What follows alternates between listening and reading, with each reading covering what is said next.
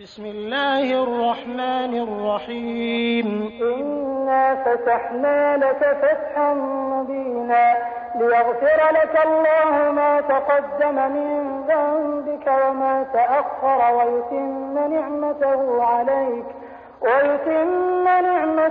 عليك ويهديك صراطا مستقيما وينصرك الله نصرا عزيزا. هو الذي أنزل السكينة في قلوب المؤمنين ليزدادوا إيمانا مع إيمانهم ولله جنود السماوات والأرض وكان الله عليما حكيما. ليدخل المؤمنين والمؤمنات جنات تجري من تحتها الأنهار خالدين فيها ويكفر عنهم سيئاتهم وكان ذلك عند الله فوزا عظيما. ويعذب المنافقين والمنافقات والمشركين والمشركات الظانين بالله ظن السوء عليهم دائرة السوء وغضب الله عليهم ولعنهم وأعد لهم جهنم وساءت مصيرا. ولله جنود السماوات والأرض وكان الله عزيزا حكيما. إنا أرسلناك شاهدا ومبشرا ونذيرا لتؤمنوا بالله ورسوله وتعزروه وتوقروه وتسبحوه بكرة وأصيلا.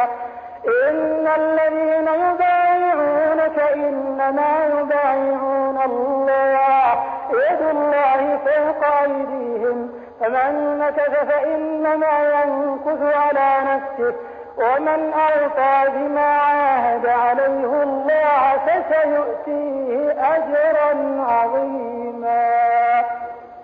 سيقول لك المخلفون من الأعراب شغلتنا أموالنا وأهلنا فاستغفر لنا يقولون بألسنتهم ما ليس في قلوبهم قل فمن يملك لكم من الله شيئا إن أراد بكم ضرا أو أراد بكم نفعا بل كان الله بما تعملون خبيرا. بل ظننتم أن لن ينقلب الرسول والمؤمنون إلى أهليهم أبدا وزين ذلك في قلوبكم وظننتم ظن السوء وكنتم قوما بورا. ومن لم يؤمن بالله ورسوله فإنا أعتدنا للكافرين سعيرا. ولله ملك السماوات والأرض يغفر لمن يشاء ويعذب من يشاء وكان الله غفورا رحيما. سيقول المخلفون إذا انطلقتم إلى مغانم لتأخذوها ذرونا نتبعكم يريدون أن يبدلوا كلام الله قل لن تتبعونا كذلكم قال الله من قبل فسيقولون بل تحسدوننا بل كانوا لا يفقهون إلا قليلا. قل للمخلفين من الأعراب ستدعون إلى قوم أولي بأس شديد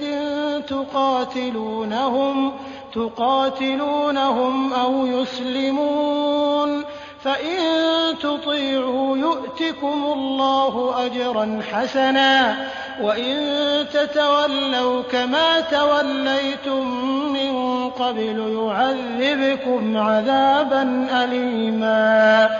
ليس على الأعمى حرج ولا على الأعرج حرج ولا على المريض حرج ومن يطع الله ورسوله يدخله جنات تجري من تحتها الأنهار ومن يتول يعذبه عذابا أليما.